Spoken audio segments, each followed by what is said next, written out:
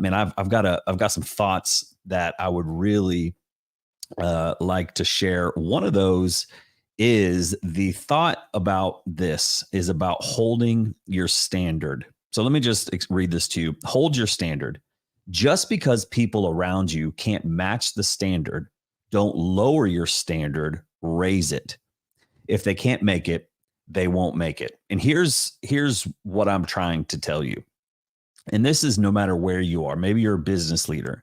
Maybe you're a father. Maybe you're a mother. Maybe you're, a daughter or a son. I don't know where you are, but with this about holding your standard, I believe that we all have a standard to keep.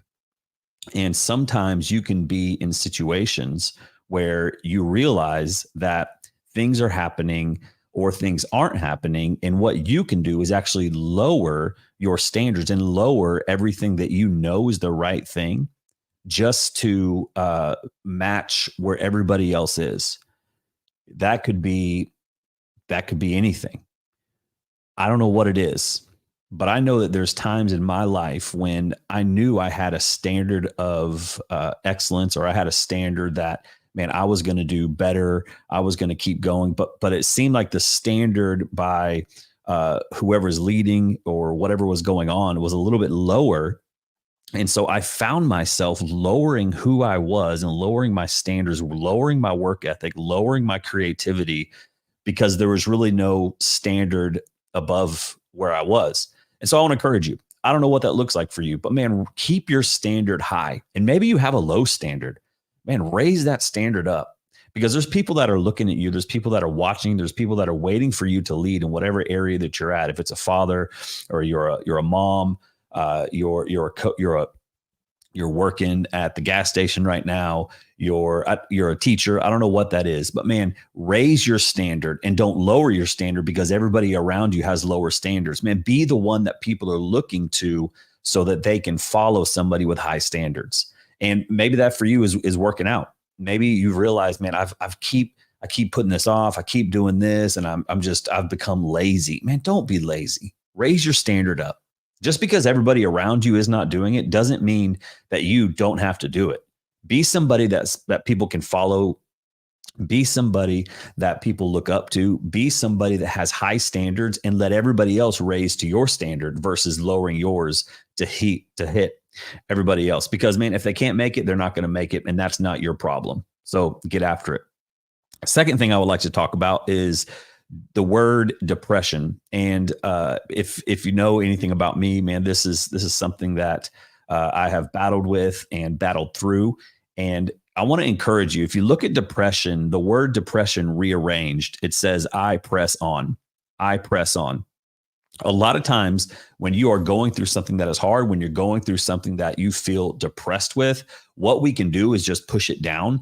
And that's actually when we push our feelings and we push our emotions down, it actually, that is called depression. You're pushing it down and you never deal with it. And I want to encourage you, the thing to overcome some depression, to overcome anxiety, to overcome panic and some mental health stuff is that you've got to press on. And that doesn't mean not dealing with your stuff.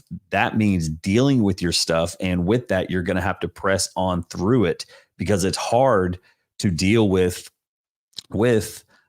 different things that have happened in our life. And it's hard to dig up some of that junk that is causing some of the things in our minds. And I want to encourage you, man, you can press on, but that doesn't mean you gotta push on and not deal with it. No.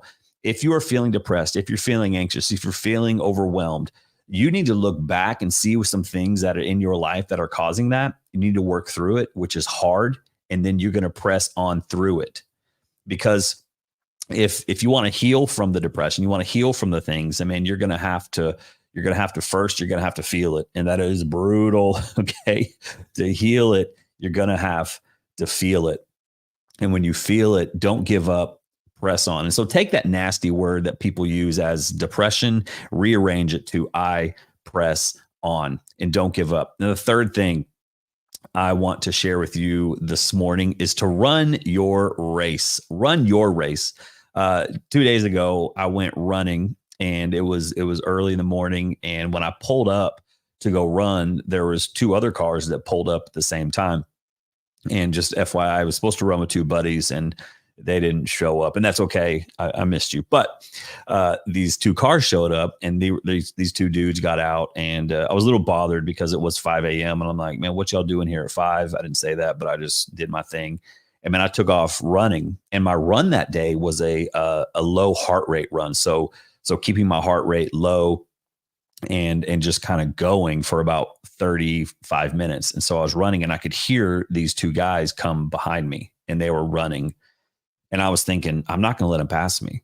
I'm just not going to let them pass me. And they ended up getting closer, and I started to speed up. And in my mind, I'm like, no, Michael, you're supposed to stay the low heart rate. Don't get after it. And my pride was like, I can't let these guys pass me. And so what did I do? I let them pass me.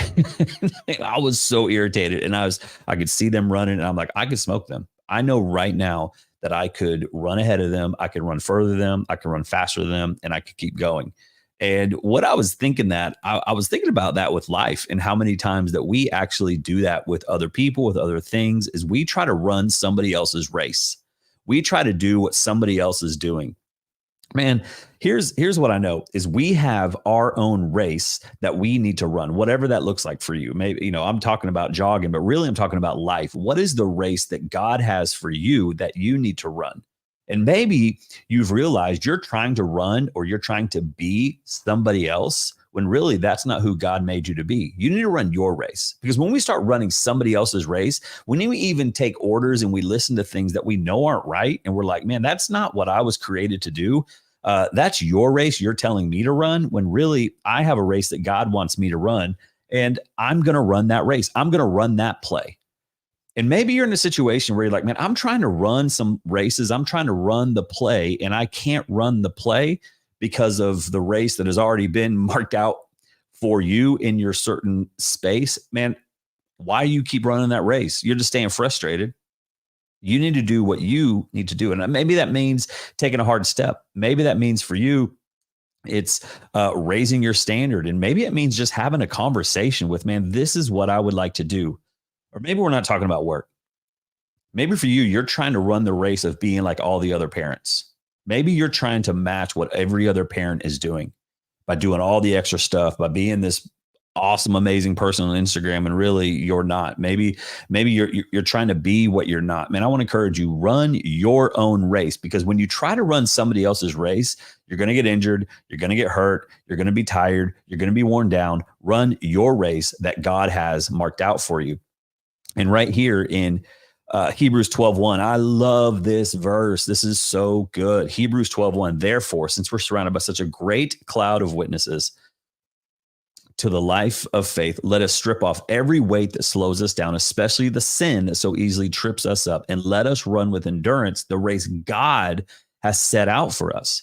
We do this by keeping our eyes on Jesus, the champion, who initiates and perfects our faith. Because of the joy awaiting him, he endured the cross, disregarding its shame. Now he is seated in the place of honor beside God's throne.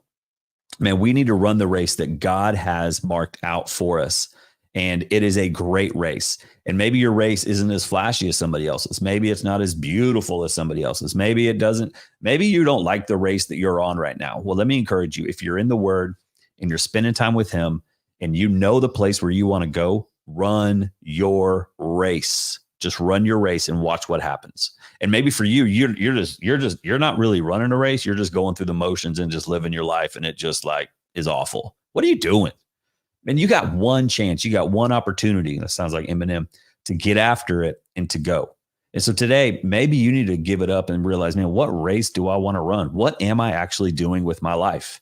And you need to get after it. Maybe so long you've been trying to be like somebody else and you just can't hit it. And you wonder why you're frustrated and irritated and cranky pants and lonely. Well, maybe because you're trying to be somebody else that God has not made you to be. Be you. You are awesome. Get after it. Man, I want to thank you for watching. Thank you so much for everybody who's subscribed. Right now, I'm at like 206 subscribers. If you haven't subscribed to my YouTube channel, will you please do that and share it? I have a goal of getting to 1,000 subscribers, and I would love your help with that. Man, it is encouraging. I'm excited about what God is doing. Tomorrow morning at 9:30 Eastern time, I've got a friend coming on. His name is Seth Phipps.